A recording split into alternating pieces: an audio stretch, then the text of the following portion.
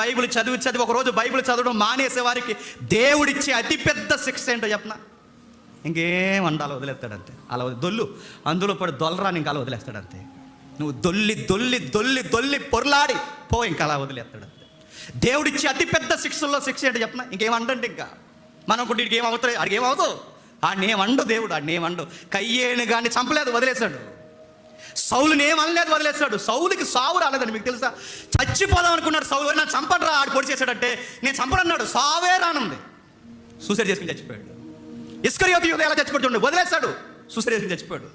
మనం ఎలా చచ్చిపోతాం చెప్పండి? మళ్ళీ చెప్తున్నాను, దేవుడిని మనం వదిలేస్తే, వాక్యం చదవడం మనం మానేస్తే, దేవుడు మనకి అతిపెద్ద పనిష్మెంట్ ఏంటి చెప్పిన? ఏమంటే వదిలేస్తాడంతే. ఎప్పుడైతే వదిలేస్తామో మనల్ని ఎవరో పాడు చేయరండి, మనమే పొడుచుకుని చచ్చిపోతాం, డిస్టర్బెన్స్ అయిపోతాం, పిచ్చెక్కిపోతాం. పెద్ద జ్ఞాని ఎలా పాడేయడంటే బైబిల్ మళ్ళీ సెలవిస్తుంది, ఆ పెద్ద మనిషి బైబిల్ చదవడం మానేశాడు.